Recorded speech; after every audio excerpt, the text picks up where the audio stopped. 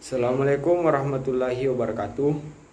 Perkenalkan, nama saya Muhammad Miftah Sidik dengan NIM 2003015000045 dari kelas PJKRA jurusan Pendidikan Jasmani, Kesehatan dan Rekreasi, Fakultas Ilmu Keolahragaan. Baiklah, di sini saya akan menjelaskan asas-asas pengembangan penjas di sekolah. Yang pertama, asas pengembangan dan penetapan sasaran penjas. Meskipun secara filosofis telah dibahas pentingnya kedudukan dan pentingnya pendidikan jasmani di bagian-bagian awal, bagi guru masih terdapat kesulitan untuk memutuskan pengalaman apa yang diberikan kepada siswa. Paling tidak ada dua dasar pengembangan yang harus dipertimbangkan yang akan dikemukakan pada bagian ini, yaitu yang pertama, dasar-dasar pengembangan kurikulum. Yang kedua adalah dorongan dasar anak.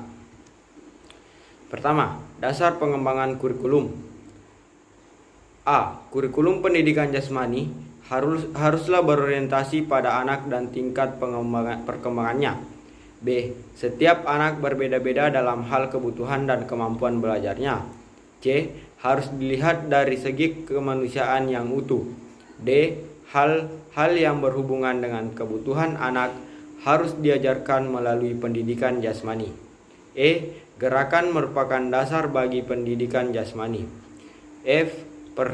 Pembelajaran harus terjadi melampaui kepentingan sesaat, tapi harus menampilkan yang berguna untuk seumur hidup. Yang kedua adalah dorongan dasar anak. Dorongan dasar anak. Dorongan adalah suatu keinginan untuk melakukan dan menghasilkan sesuatu. Biasanya dorongan dasar ini akan berpola sama pada setiap anak dan tidak dipengaruhi oleh faktor kematangan. Dorongan tersebut niscaya akan mengembangkan kurikulum pendidikan jasmani dan menciptakan program yang sesuai dengan sifat-sifat anak. Lanjut, macam-macam dorongan. Yang pertama, dorongan untuk bergerak. Yang kedua, dorongan untuk berhasil dan mendapatkan pengakuan. Yang ketiga, dorongan untuk mendapatkan pengakuan teman dan masyarakat. Yang keempat, dorongan untuk bekerja sama dan bersaing. Yang kelima, dorongan untuk kebugaran fisik dan daya tarik. Yang keenam, dorongan untuk bertualang. Yang ketujuh, dorongan untuk kepuasan kreatif. Yang kedelapan, dorongan untuk menikmati irama. Dan yang terakhir, dorongan untuk mengetahui. Yang kedua, model orientasi kurikulum dalam pendidikan jasmani. Persoalan konflik antara makna pendidikan jasmani dan pendidikan olahraga perlu diselesaikan keduanya. Sebenarnya mengandung fungsi mendidik. Di negara maju, pendidikan jasmani dilaksanakan dengan berorientasi pada model-model kurikulum yang berlaku. Model kurikulum inilah yang menentukan perbedaan tekanan terhadap program yang dilaksanakan, apakah berorientasi pada peningkatan kesegaran jasmani atau keterampilan gerak. Lanjut, macam-macam model kurikulum. Yang pertama, pendidikan gerak. Yang kedua, pendidikan olahraga. Yang ketiga, pendidikan pertualang. Yang keempat, pendidikan perkembangan. Yang kelima, pendidikan kebugaran. Dan yang keenam, pendidikan disiplin keilmuan olahraga. Lanjut ke model kurikulum. Yang pertama, pendidikan gerak. Pendidikan gerak menekankan pendidikan lewat gerak yang mula-mula dikembangkan Rudolf Laban di Inggris. Yang kedua, pendidikan olahraga, yaitu ada kesalahpahaman bahwa pendidikan jasmani sama dengan pendidikan olahraga. Keduanya justru berbeda. Pendidikan jasmani lebih menekankan pada pengembangan keterampilan motorik dasar dan memperkaya perbedaan gerak. Pendidikan olahraga menekankan pada pembinaan keterampilan olahraga dan mengetahui nilai yang diperoleh dari kegiatan berlatih dan bertanding. Lanjut, C. Pendidikan perkembangan. Model pendidikan perkembangan memfokuskan tujuan pendidikannya pada aktualisasi diri yang menekankan pertumbuhan pribadi dari setiap anak. D. Pendidikan petualangan. Pendidikan petualangan dikembangkan atas dasar kebutuhan untuk mengatasi tekanan-tekanan hidup yang semakin berat. E. Pendidikan kebugaran. Program pendidikan jasmani seperti itu mengarah pada anak supaya aktif berlatih di sekolah dan di luar sekolah untuk hidup sehat dan memiliki kemampuan fisik yang baik.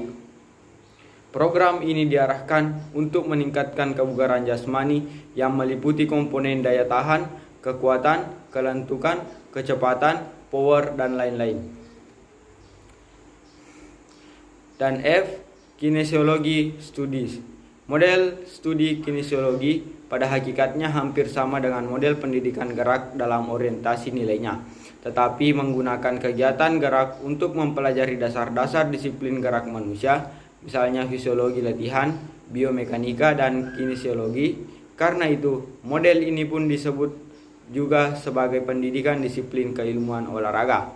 Menekankan pembelajaran model ini adalah pada pengembangan keterampilan memecahkan masalah, khususnya dengan menggunakan kombinasi antara pembelajaran, konsep, dan praktiknya di lapangan. Tujuan utamanya adalah menumbuhkan dan mengembangkan pemahaman kognitif tentang bagaimana dan mengapa suatu keterampilan gerak berlangsung demikian. Yang ketiga, ruang lingkup pendidikan jasmani. A. Kemampuan pengelolaan tubuh. Kemampuan pengelolaan tubuh merupakan kemampuan paling dasar yang dikuasai anak bersama dengan berkembangnya pengetahuan tentang tubuhnya. Termasuk di dalamnya adalah kesadaran tubuh dan geraknya. Hal ini terperinci dalam kesadaran tubuh, kesadaran ruang, kualitas gerak. Yang kedua, keterampilan dasar. Keterampilan dasar adalah bentuk keterampilan yang bermanfaat dan dibutuhkan anak dalam kehidupan sehari-hari. Keterampilan ini merupakan ciri pelengkap yang penting untuk anak untuk berfungsi dalam lingkungannya, sehingga disebut sebagai keterampilan fungsional. Macam keterampilan dapat dibedakan menjadi keterampilan lokomotor, keterampilan non-lokomotor, dan keterampilan manipulatif. Yang ketiga, keterampilan khusus yang terspesialisasi. Keterampilan yang terspesialisasi adalah keterampilan yang digunakan dalam berbagai cabang olahraga dan wilayah pendidikan jasmani lainnya. Keterampilan ini meliputi kegiatan dengan peralatan, misalnya senam alat, gerakan-gerakan akrobatik, tarian-tarian, serta permainan khusus atau formal seperti sepak bola, bola voli, bola basket, dan lain-lainnya. Yang keempat, arah pengembangan pembelajaran pendidikan jasmani.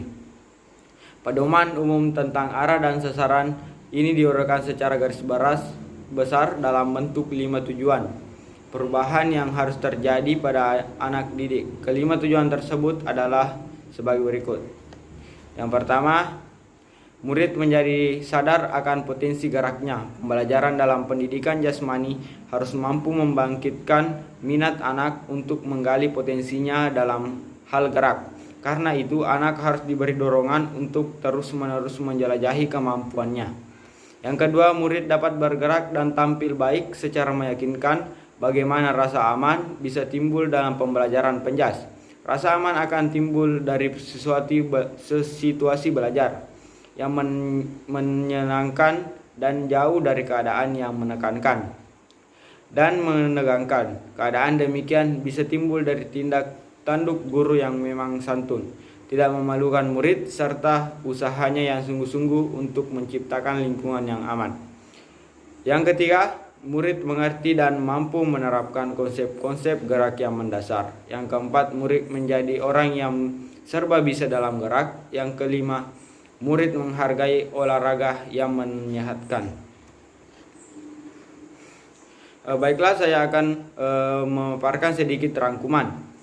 Rangkuman pertama, program yang harus dirancang untuk diberikan kepada siswa hendaknya didasarkan minimal pada 2 pertimbangan, yaitu dasar-dasar pengembangan kurikulum dan dorongan dasar anak.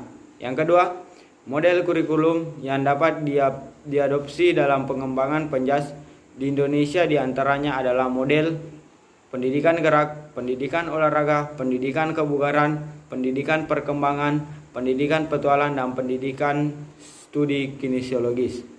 Penelitian dalam bidang pedagogi olahraga atau sport pedagogi tentang pendekatan induktif, mode pemecahan masalah, dan discovery terbukti efektif untuk meningkatkan kemampuan anak dalam pengembangan pengetahuan dan penalaran.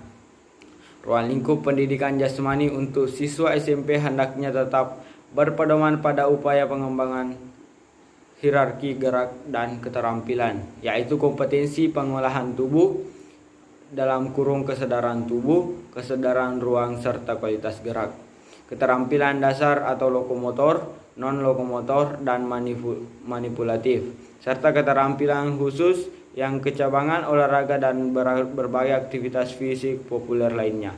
Yang terakhir, sasaran dari program pengembangan penjas pada hakikatnya terkait dengan upaya untuk memecahkan dan mengarahkan siswa agar menjadi sadar akan potensi geraknya, dapat bergerak dan tampil baik secara meyakinkan, mengerti dan mampu menetapkan konsep-konsep gerak yang mendasar, menjadi orang yang serba bisa dalam gerak, menghargai olahraga yang menyehatkan. Baiklah, itulah tadi penjelasan atau pemaparan tentang asas-asas pengembangan pendidikan jasmani. Mungkin cukup sekian, kurang lebihnya mohon dimaafkan. Assalamualaikum warahmatullahi wabarakatuh.